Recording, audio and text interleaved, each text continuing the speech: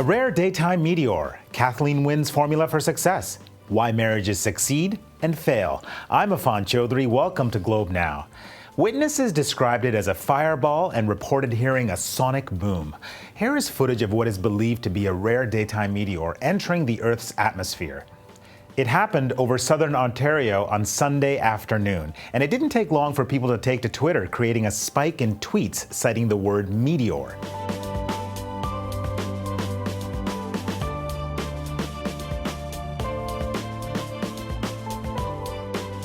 One scientist estimated the meteor could have been up to a meter wide, which is significantly smaller than the meteor that streaked across the skies in central Russia back in February 2013.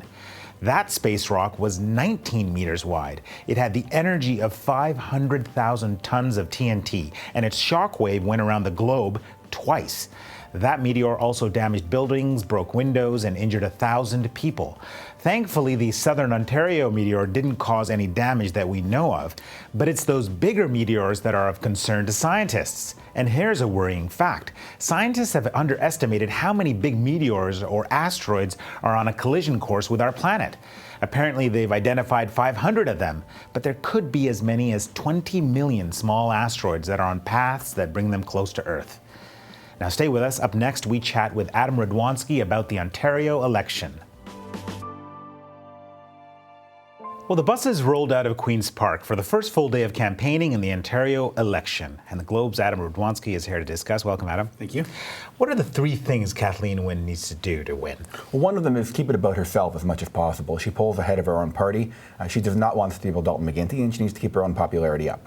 Second one would be the Liberals' big play in the first half of the campaign, at least, is to try to get left-of-center voters on board.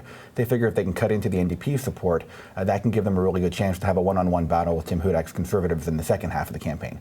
And the third thing from their perspective strategically is they're making a big play for the Greater Toronto area. There's a few other seats they can win in some cities and a few other regions of the province. But basically, if they can hold on to the GTA, they probably keep power. If they don't, they can't. Now, Kathleen Wynne has this idea of an Ontario pension plan. It's a big idea. Prime Minister Stephen Harper doesn't like the idea of an Ontario pension plan, and she has been pushing back. Over the weekend, she was tweeting, "I disagree with Stephen Harper. Ontarians deserve a better pension for a secure retirement."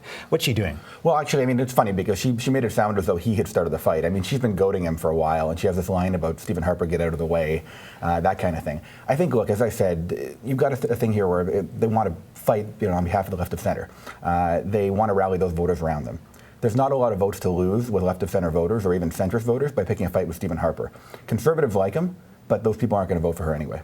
How much of a role are federal parties going to have in the Ontario election? Well, notwithstanding his comments this weekend, I don't think you're going to see Stephen Harper out campaigning. I think you will see Justin Trudeau and Tom Mulcair out campaigning. In terms of organizationally, the NDP tends to be the most closely aligned of the parties, provincially and federally.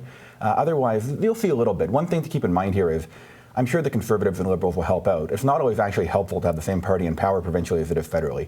If the Conservatives, for instance, look, if the Tories form power provincially, they might not do popular things their first year in power heading into a federal election. So I don't know how enthusiastic the federal Conservatives actually are about that. So the party that stands to benefit the most from its federal party counterpart getting involved is the NDP? That's usually the case, just they're more closely aligned and they just seem to work better together. Interesting.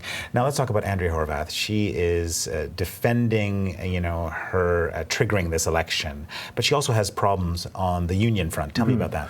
Well, I think she's almost, I wouldn't say she's quite written off union from the get-go of her time as leader, but she's certainly been willing to distance herself a little bit from more than previous NDP leaders have. She's trying to make the NDP seem a little more like a party of government and a little less wedded to Labour. Labour obviously doesn't like that she voted against the budget, was going to vote against the budget. Some of them have been critical. I thought it was interesting this morning when she was doing a radio interview in Toronto that she started speaking up kind of randomly, claiming that the Liberals want to privatize the TTC in Toronto. I don't think that's really true exactly, but that is something that a union in Toronto has been saying. So I think what she's trying to do is maybe try and rebuild some ties, at least with some unions, in hope of their organizational support during the campaign. Very interesting. Thank you so much, Adam. Thank you. We'll talk again. Well, we want to hear from you. What are your thoughts on federal party members getting involved in provincial elections? Is this meddling or just simply a team effort? You can find us on Twitter at Globe Now. Well, a new season is just around the corner, and with the weather heating up, it's also the beginning of wedding season. It's a big business for videographers. Doug Block has shot 112 weddings, and in a new documentary, he revisits 9 of the most memorable. Take a look. We prepare for the wedding. We prepare to get married. And we do a lot of planning and strategizing about how the wedding will be. We do very little thinking about what marriage will be. I get these sort of hints or illusions that things have not all been easy. No. Of course not. For the past 20 years, on the side, to support my documentary habit, I've been shooting weddings part-time. In my film, I go back to 9 of the most memorable couples to see how their marriages are faring. Had Lily in 2004, and here we are, back in the East Village. That's it? Are you avoiding our whole Lily story? Yeah. I mean, it did make me wonder, do couples just talk to each other anymore?